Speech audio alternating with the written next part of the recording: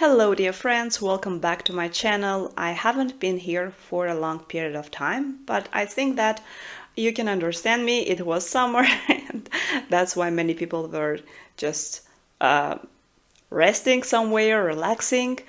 But I'll be back and I hope that I can still help you in your preparation to IELTS. By the way, don't forget to subscribe to my channel to get more information about IELTS. You can also follow me on Instagram and you can follow my YouTube channel where I share some information about just learning English. Well, today I want to speak about some words which are really very important in reading. So you need to pay attention to these words and I will explain them on the example of one reading test. So I will not say from which Cambridge book this test is. You can find it by yourself. If you can find this, just write this down in the comment section. It's just very interesting to me, whether you know the number of Cambridge book.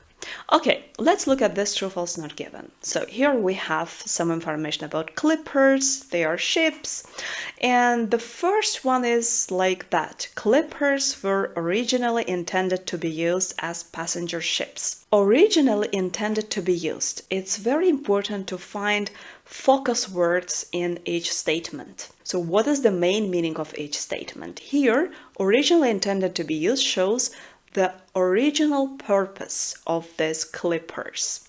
When we look at our text, we can see that it's written that clippers, three-masted ships built to transport goods.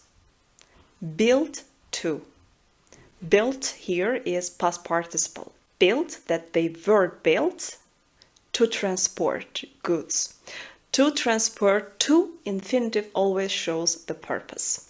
To do something. I'm going there to ask for help. I'm going to any country to work or to study. So to always shows the purpose. And here we see the purpose is to transport goods. But in our original statement we have intended to be used as passenger ships. That's completely false. So you should understand the real meaning. Here you understand that we need the purpose. And you can find the purpose again with to infinitive in the text. Never forget that. To infinitive usually, not always, shows the purpose. The second one is very interesting. They say, Cutty Sark was given the name of a character in a poem. So we understand that this interesting name was given from the name in a poem. Let's look at our text. Here we have Cutty Sark's unusual name comes from the poem Tom O'Shanter by the Scottish poet Robert Burns.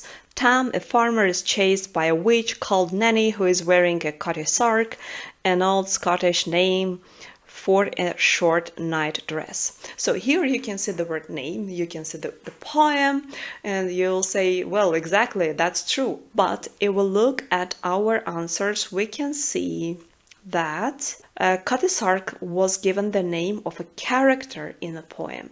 The name of a character, but in the text we have the name of a night dress, of dressing. Character and dressing are completely different. That's why it's false. It's not given because we know from where this name comes. It doesn't come from character, it comes from the night dress. Well, we have the next very interesting statement. They say that the contract between John Willis and Scott and Linton favored Willis. So, for some people, it may be a little bit unclear. What does it mean, favored Willis? So it means that it was more beneficial and advantageous for Willis than Scott and Linton. Let's see our text. What is written in the text? In the text we see Cutty Sark was built in December, Scotland, 1869 for a shipping company owned by John Willis.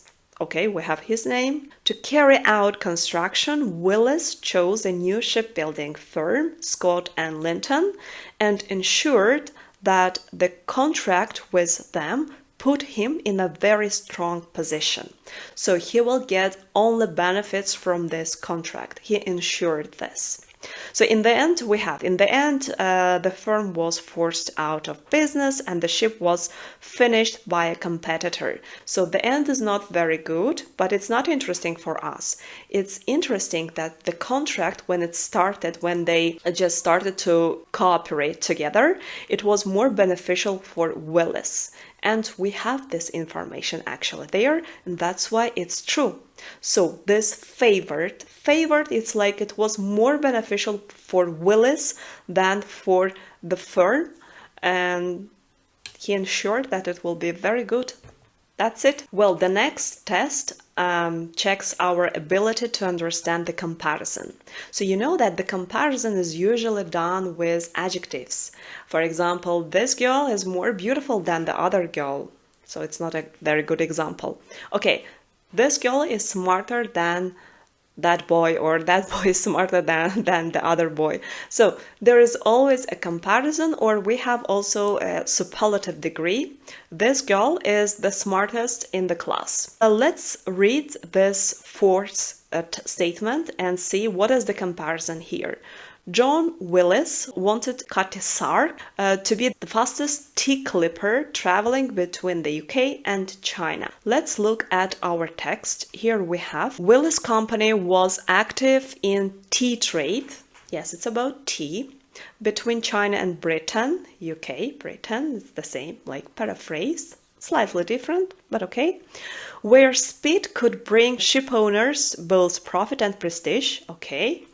So Cutty Sark was designed to make the journey more quickly than any other ship. So here we don't compare Cutty Sark with just another ship, we compare it with any other ship, so all other ships. And here we have superlative degree, it's the best one, the most important one, and the answer is true. And let's look at our last statement, because I don't want to do all the statements, because maybe you will do this test by yourself. So, despite storm damage, Cutty Sark beat Thermopylae back to London. So what does it mean, beat? To beat someone means that to overdo something, outperform something, do something better than him or her or it. So here we have, despite storm damage, Cutty Sark beat Thermopylae back to London, back on the way back to London. And if we look at our text, we have here some description how the storm happened. We see that the rudder was damaged, and we see all this description what happened in 1872. Finally, the last sentence says, Cutty Sark reached London a week after Thermopylae. So, Cutty Sark reached it a week after. It means that it couldn't beat it. Thermopylae beat it. So maybe I pronounced the name not correctly, so I'll check it. I'll check its pronunciation, but it doesn't matter actually. It was long ago. We just need whether the answer is correct or not. So obviously the answer is false. So as you see here, we have false, false, true, true, and false. We don't have not given. Probably it will be somewhere later, maybe in 6, 7, or 8, but I will not do these statements. You will do it by yourself if you are interested in doing them. So again, firstly, what we covered here, you have to be careful with the statements when they mean purpose. To infinitive usually means the purpose. Also, we may use in order to, so as to, just to. All this mean the purpose. Or intended to be, as it's written in the statement, or with the intention of, with the purpose of. All the statements show that there is a purpose in the sentence.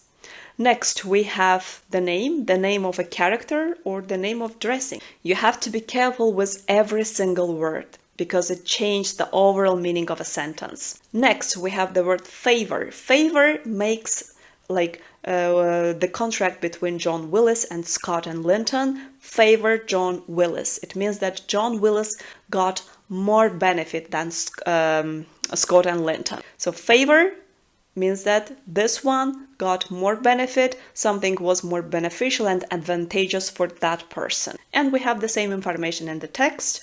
Next we have beat, the word beat, to beat something, to overdo, to outperform. So they say that Cutty Sark beat Thermopylae, but actually they reached London just a week after Thermopylae, and this all was because of the storm. Also read whether it was because of the storm. If it was not because of the storm, the answer would be false. Well, that's it. I hope that this short video can help you in doing your true, false, not given, paying attention to every single word, because even just one word can change the whole meaning. Good luck to you. Don't forget to subscribe to the channel for more information about IELTS. Thank you for watching.